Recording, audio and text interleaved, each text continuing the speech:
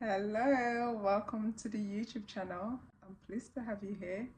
Today I'm going to talk about what to do when you feel like you can't carry on anymore.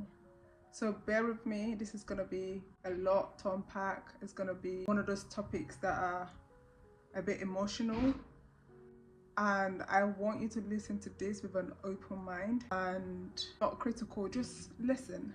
If it's for you, take it. If it's not for you, ignore it. You don't have to take everything I say in this video.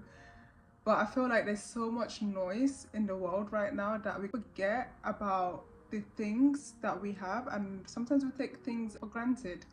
I am going to look down because I have notes. I'm not ChatGPT. I can't just say things in 2 seconds. So I do have to write stuff down. So excuse me when I look down. I'm just looking at my notes.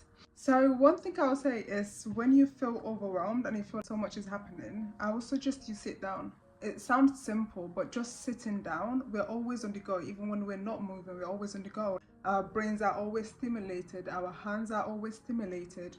Just sit down, put your phone away, don't scroll. Just sit down with yourself. And also think about it. When last were you just not doing anything? I'm one of those people, I'm trying to be intentional, and I still find myself on Instagram randomly.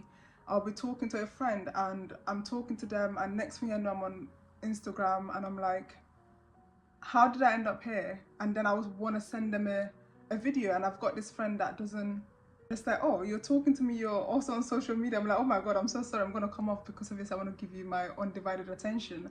So when stuff like that happens, it tells me that sometimes our body has been programmed to do things. Even when we're supposed to be relaxed, we're not actually relaxed. Our body's always doing stuff. So I'll suggest you sit down. When you're feeling overwhelmed, sit down, do nothing. Just sit with yourself, breathe, and without any distractions. And I'll suggest you touch yourself. Not in that way, people, but just check in with yourself. I like doing this. Just the back of your neck and your shoulders.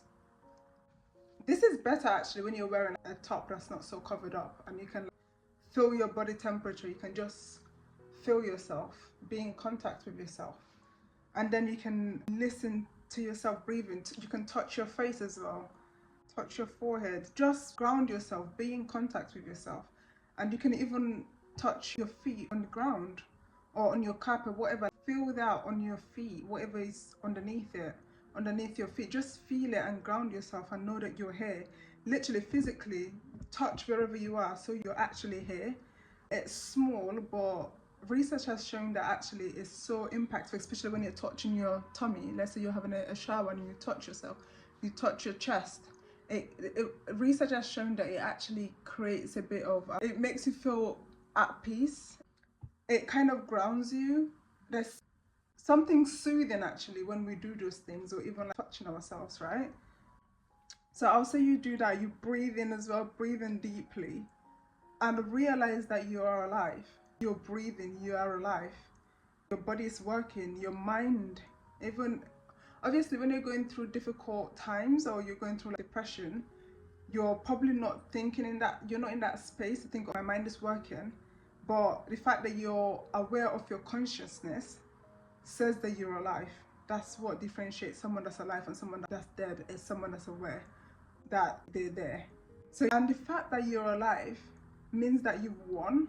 I know this is a bit out there. If, like I said, when you're going through depression, you're not thinking, oh, what have I won? I'm miserable, I don't want to be here. But when we think about it, especially recently what has happened with the plane crash in India, it tells us that even being alive it's not something that's guaranteed. For example, the people that were on the plane, they were never thinking that that would be their final day on this earth. Or their family members, they would have never thought that, you know what, this is the last time I'm going to see my family member. So when we're so detached from knowing that life is not a guarantee, we take that for granted. If you put yourself in that scenario, if you knew that you were going to die within, what, 10 minutes, how would you behave? How would you feel? I'm sure you would think, oh wow, let me do something in this 5 minutes that I have left. Like, I don't know how you would take it because it's personal, but the point I'm making is that life is so sacred. Sometimes when we're going through difficult times, we forget that life is special and life is sacred, and not everyone has that guaranteed.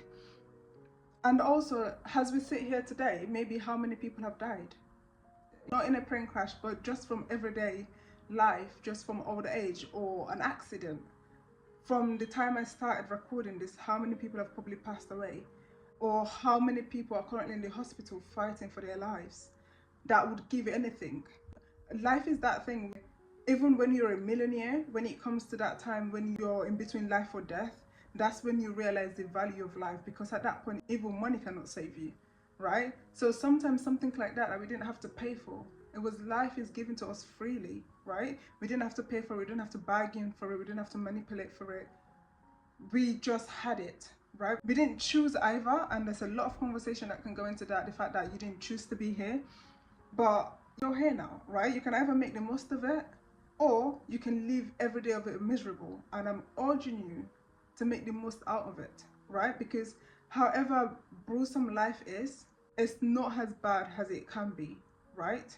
So that's the second thing I would say, is just touching with you, be in touch with yourself.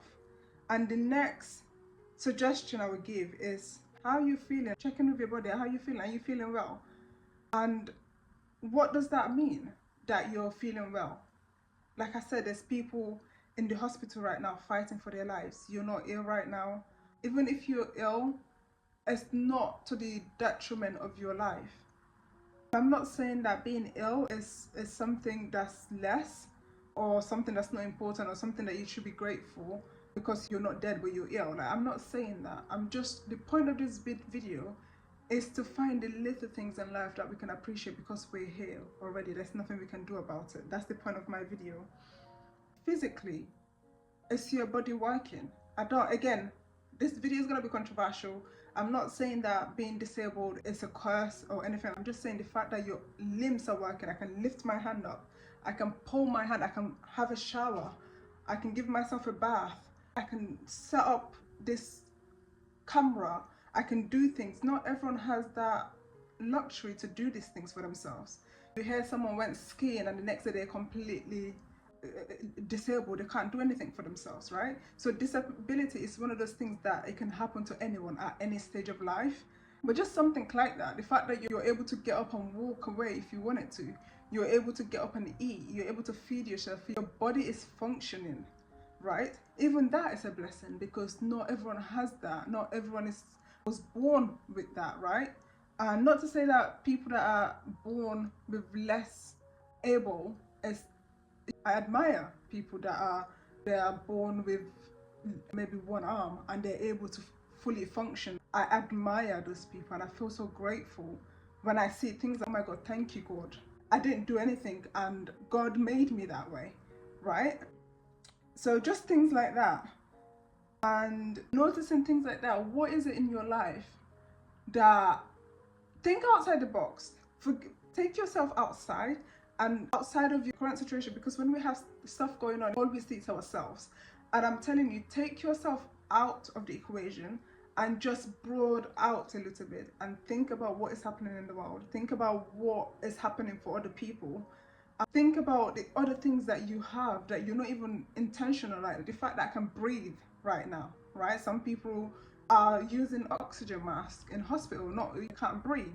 The fact that I'm able to breathe by myself, the fact that I can just get up and leave and go and enjoy the sunshine outside, the fact that I can just get up and have some water if I wanted to. Those little things are blessings.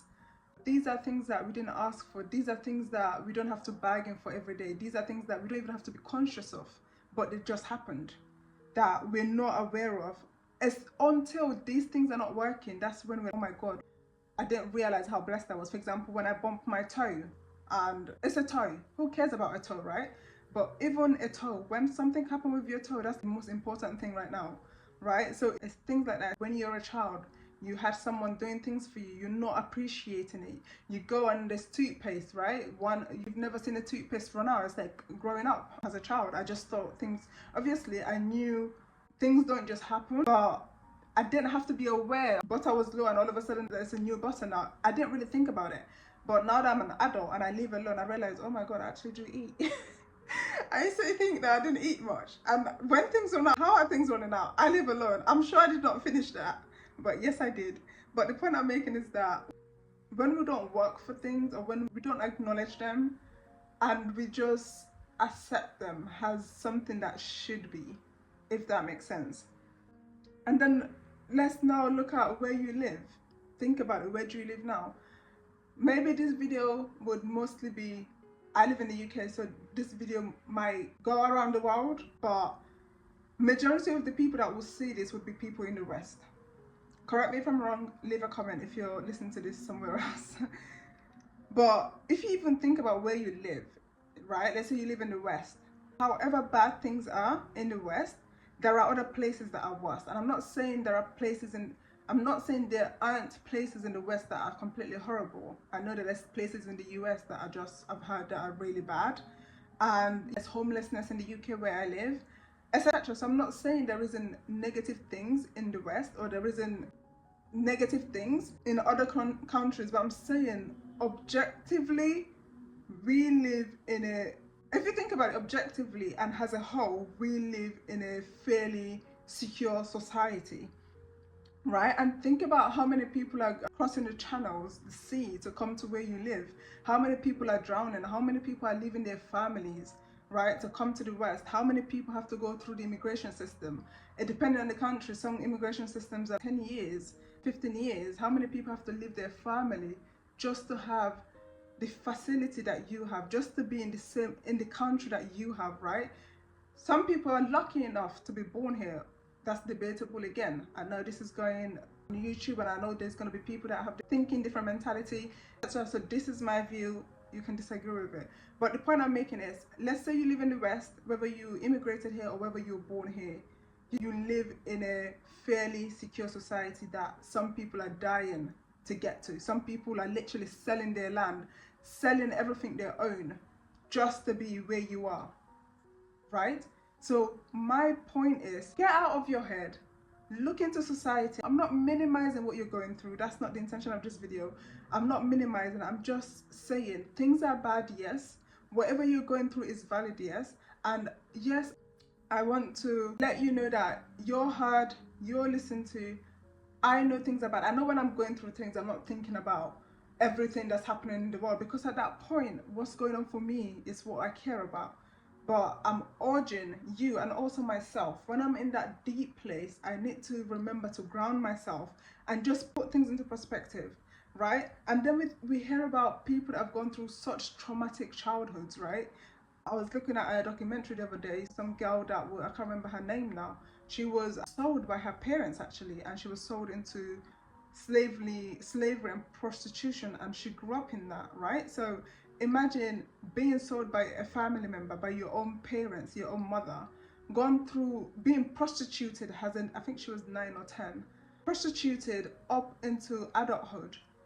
How can you view life, right? So I'm just saying that. So I don't know what individual things you're going through, whoever's watching this. I don't know what particular thing you're going through. And I hope that everything I've said has not happened to you. That's my hope and that's my prayer. That's my intention for you, right? But I know right now we live in a society where whatever view you have someone that will agree with it, even if it's a toxic view. Even that's, again, it's subjective. Even if it's something bad, evil, there's someone that's going to co-sign that.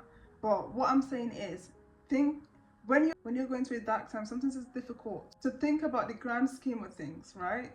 So that's what this video is about, is to pause you, allow you to pause and just reflect and just come into reality for a little bit.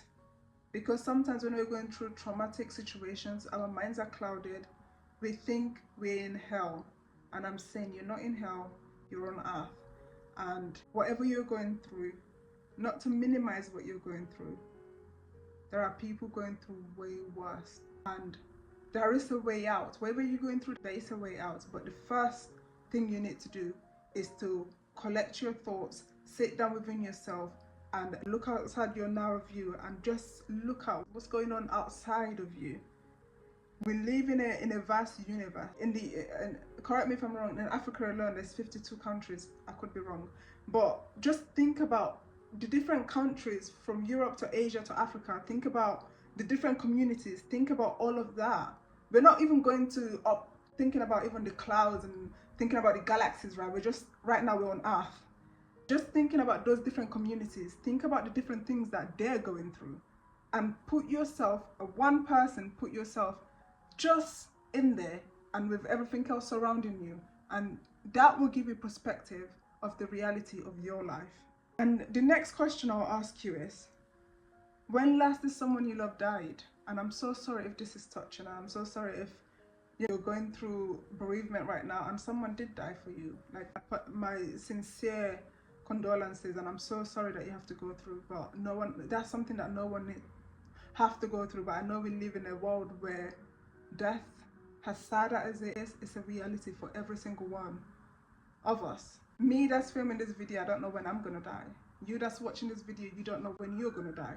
And I'm sure the people that were on that plane in the Indian airline did not know when they were gonna die, but death came anyway. And I'm not minimizing that you've lost someone, that's not what I'm doing, because I know it's so bad, and I know it's so heartbreaking, and I know that's the worst thing that can happen when you lose someone you love, because everything you do reminds you of them. But I'm saying, did you have a loved one on that plane?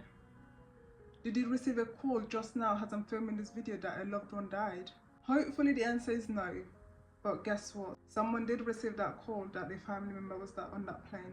Someone did receive a call that the loved one is being rushed to the hospital because maybe they encountered an accident or a reckless shooting. Somewhere in the world, someone has received a call. And the worst of it, someone may not have received a call. Do you know why? Because they don't have a loved one that they can reach. So I guess what I'm trying to say is that if you have even one person, I know this video is going to be so bleak, and I know this video is going to come out very not the way I intended it to, because obviously the internet is a place that's the wild wild west. People, you would have good intention of something and someone would completely flip it upside down, right? But the point I'm making is that if you have just one person that you can call, someone that you genuinely loves and care about you, someone that you can call and they're happy to hear your voice, whether that's a family member, whether that's a parent, whether that's just a pet, because I know sometimes pets are best friends you can talk to. Just knowing that you have just one person that loves and that you love and care for, that is a blessing, right? Because we live in a world right now, especially in the West, where we're also individualistic, that sometimes it's difficult to have genuine people in your life, people that genuinely love you for you, not for what you bring into their lives, but just for who you are, right? I spoke about earlier how someone was prostituted by their own mother, and the other day I heard about a story in South Africa. A mother sold their child, I think, for $400. I could be wrong. This happened in South Africa. You know, it would have been mind-blowing to hear mothers doing this to their children, right? But now we hear it all the time. It's not a shock anymore. The point I'm making is that even parents that birth you, sometimes it doesn't necessarily mean there's that love and connection and protection and security that comes with it. So if you have just one person, my friend, you are a winner. And yeah, so I hope that the takeaway out of this video would be that, you know, going through a difficult time, we'll just take in what I've just said. I'm not minimizing what you're going through. I'm sure whatever you're going through is valid. And I want to validate that feeling. Whatever you're going through is valid, right? And it's valid for you. And that's enough. But I'm encouraging you to just sometimes look out. Even look through your window. Sometimes you don't have to go far. It's a case of just opening your window and you see people that are homeless and just out in the street. You know, a cost of living crisis right now. Even in the West, it's not easy. So what I'm trying to get at is that when you're feeling like you can't carry on anymore, when you feel like there's no point to life, I'm telling you that the devil is a liar. There is a point to your life. The fact that you exist, the fact that you're here right now, there is a reason for that, whether you believe it or not. Whether it's just to be alive, that is a reason, right? So let me repeat them again, point by point. When you're going through difficult times, first thing is to sit with yourself. Come off social media, come off all distractions. Don't start cleaning. I know I do that sometimes. Just sit down with yourself and breathe, touch, be aware of your environment. So mindful, be aware of your environment, be aware of your existence. You can do this. and yourself to show that you are here. And the next thing is, I want you to ask yourself these following questions. Are you well? Are you well? Is your body working? What is it about you that is well right now? And what is it that maybe whatever time you were ill, how did you feel when you were ill to now, maybe hopefully you're well? How does that feel? Are your limbs working? What can you be grateful for that is in you that you didn't have to pay for? Even breathing. And the next question I want you to ask yourself is, where do you live? Do you live in a place where objectively is fine? There are places right now that are war, you know? Oh, there's a fly. Yeah, so where do you live? Thankfully, you're not in a war-torn area in Ukraine or Palestine, you know? Think about that. And the next thing is that when last did someone you love passed away? And think about how many deaths that has happened right now. Has the time it took me to record this video, how many people would have received that call that someone has died, someone they care about has died? And the final takeaway is to not invalidate what you're feeling. I am not invalidating what you're feeling. I'm asking you to explore what is going on for you and the reality of what's happening in the world. I thank you so much for listening, and I hope that I'll see you again next time. Oh my god, that was a big fly. I'm sorry, my door is open, my window is open, and it's hot right now, so the flies are just everywhere. So yeah, thank you so much for your time, and I hope I see you again.